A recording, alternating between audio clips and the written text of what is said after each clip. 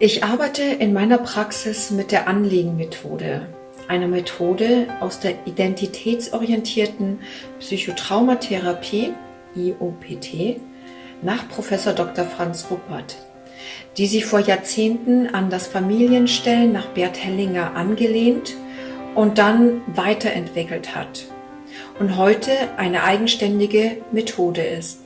Die Anlegen-Methode hat die Kraft, tief in die unbewussten körperlichen, psychischen und seelischen Ebenen vorzudringen und damit die Masken und Fassaden hinter dem Augenscheinlichen aufzudecken. Sie hilft uns, Identifikationen, Glaubenssätze und Illusionen sichtbar zu machen. Vor allem hilft sie uns aber zu erkennen, wer wir wirklich sind.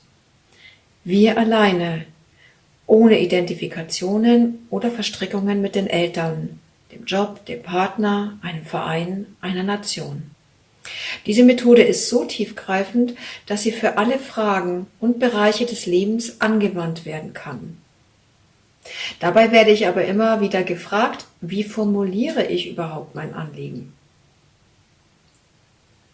Zu Anfang wird diese Frage noch gestellt, weil die Methode neu ist und man noch nicht weiß, was einen erwartet. Im Laufe des Prozesses wird diese Frage dann aber immer wichtiger. Weshalb? Während der Arbeit an mir habe ich eines Tages entdeckt, dass der Startpunkt eine unglaubliche Auswirkung auf meine Selbstbegegnungen hatte. Das bedeutet, je klarer ich mein Anliegen fühlte, umso tiefer und klarer waren auch die Ergebnisse, umso stärker und nachhaltiger die Veränderungen in mir. Nach dieser Beobachtung bei mir selber habe ich mich dann auf den Weg gemacht, andere Menschen bei ihren Arbeiten gezielt zu beobachten und meine eigenen Arbeiten weiter zu analysieren. Jede neue Erkenntnis habe ich ausprobiert und kann deshalb heute sagen, wenn ich mir selbst begegnen möchte, das heißt hinter die Kulissen von Streit, Ängsten, Ambivalenzen, Entscheidungsproblemen, Beziehungsthemen, Krankheiten und noch so viele mehr zu sehen.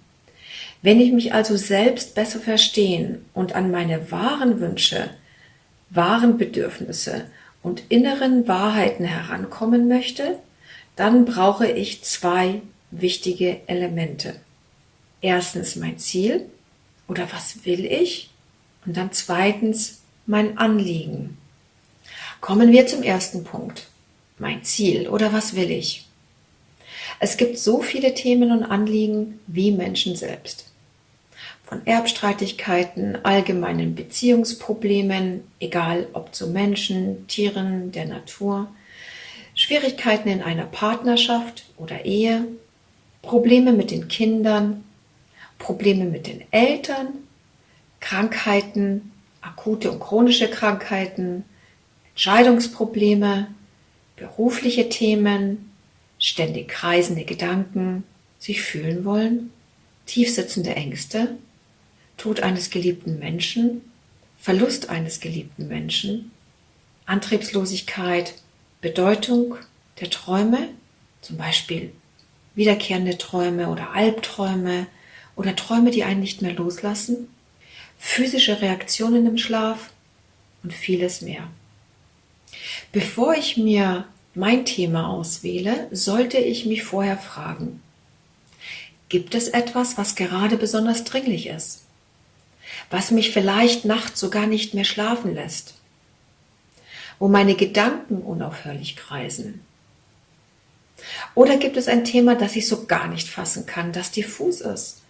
Ich weiß, dass da etwas ist, aber es zerrinnt mir sprichwörtlich zwischen den Fingern. Gibt mir mein Körper bereits Zeichen? Höre ich hin? Fühle ich mich überhaupt? Denn gerade Körpersignale, wie klein oder auch groß sie sein mögen, wie groß auch immer die Angst ist, hinzusehen und hinzufühlen, gerade bei chronischen Krankheiten oder lebensbedrohlichen Krankheiten. Unser Körper ist neben den Träumen unsere wichtigste innere Stimme. Er sagt uns ganz genau, wo die Blockaden sitzen und er sagt uns ganz genau, wenn es so nicht mehr weitergeht. Habe ich nun mein Thema gewählt, dann muss ich mich ehrlich fragen, welches Ziel ich mit meinem Anliegen verfolge.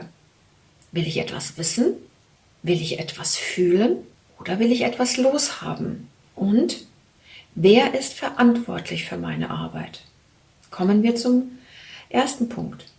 Etwas wissen zu wollen ist sehr wichtig, denn ohne Informationen können wir Erlebnisse nicht einordnen. Wer schon länger an sich arbeitet, wird aber auf dem Weg feststellen, dass Wissen wollen irgendwann einmal nicht mehr reicht. Dann geht es darum, auch die Themen fühlen zu wollen. Nur durch das Fühlen komme ich in tiefere Schichten meiner selbst. Wenn ich aber etwas loshaben will, dann muss ich mir im Klaren sein, dass das übersetzt heißt, ich will eigentlich nicht wirklich wissen, sehen oder fühlen, was in mir vorgeht. Ich habe Angst vor Veränderung. Ich habe Angst vor meiner inneren Wahrheit. Ich habe Angst, mir selbst zu begegnen. Lieber gehe ich in den Kampf mit mir selbst, leide oder verletze mich selbst. Es muss auch klar sein, dass ich für die Formulierung meines Anliegens und meine Arbeit verantwortlich bin. Kein Therapeut und keine andere Person kann es für mich wollen. Das bedeutet auch, dass ich die Schritte selber gehen muss, meine Erkenntnisse und Handlungen auf dem Weg der Selbstbegegnung immer wieder überprüfen muss. So kommen wir nun zum Anliegen und wie ich es formulieren kann. Erstmal ist es wichtig zu wissen, dass es eine Beschränkung gibt. Denn bei der Formulierung des Anliegens gibt es eine Limitierung von 3 Worten bzw. Elementen. Warum nur so wenig, werden viele fragen. Ich kann doch mein Anliegen nicht in so wenige Worte packen. Aber diese Beschränkung ist sehr wichtig. Warum? Noch vor vielen Jahren sah man endlos lange Sätze, verschiedene Themen, die in einen Satz gepackt wurden, nach dem Motto, mehr hilft mehr oder wenn ich es mir einmal ansehe, dann wird es gleich vorbei sein. Die Arbeiten waren oftmals konfus. Konfus für den Klienten, den Therapeuten und auch für die Gruppenteilnehmer. Es gab so viele Informationen, dass man mit seinem Verstand und Gefühlen kaum hinterherkam, geschweige denn sich das alles merken konnte. Deshalb wurden mit der Zeit Beschränkungen eingeführt und die Anzahl der Elemente sukzessive limitiert.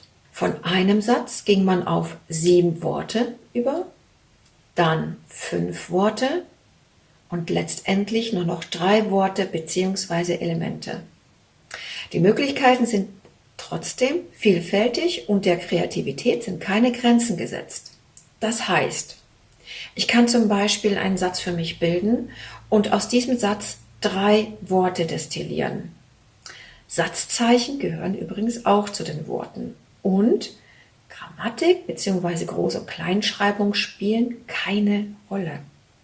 Ich kann auch nur Satzzeichen wählen oder etwas malen oder sogar ein ganzes Bild nehmen oder einen Traum und Elemente, das heißt 3, daraus wählen. Ich kann auch ein Bild und Worte kombinieren, beziehungsweise eine Zeichnung und Worte. Ich kann auch einen Gegenstand nehmen, den ich zu Hause habe und bei dem ich immer ein komisches Gefühl habe. Das heißt, der Fokus ist immer nur auf einem Thema.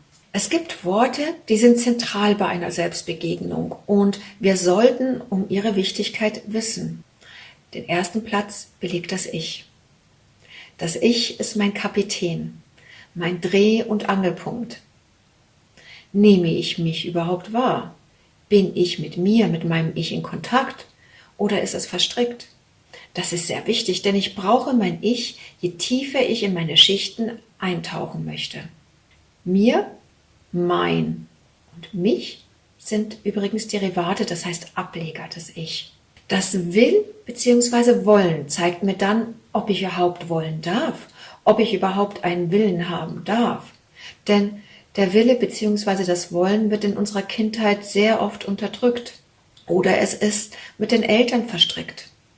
Oder es darf sich gar nicht zeigen. Fühlen führt mich dann in tiefere Gefühlsebenen und lässt mich erkennen, ob ich mich überhaupt fühlen kann oder ob ich nur denke, dass ich fühle. Klingt paradox, ist aber oft leider der Fall.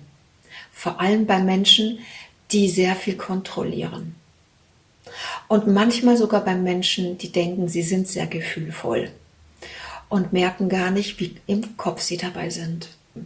Also habe ich diese elementare Vorarbeit geleistet, dann überlasse ich mich dem allen entscheidenden Schritt, und zwar mein Anliegen auf Papier zu bringen. Nicht in den Computer tippen, nicht auf Tonband sprechen, sondern mein Anliegen mit Stift auf ein Blatt Papier bringen. Nur dann kann ich nämlich feststellen, wie fühlt es sich an, wenn ich die Worte bzw. Elemente schreibe oder male? Ist es stimmig für mich? Oder sollte ich etwas verändern? Ich kann mein Anliegen übrigens so lange verändern, bis es sich für mich stimmig anfühlt. Und dann, wenn ich dann das Gefühl habe, das ist es, dann gehe ich in die Selbstbegegnung.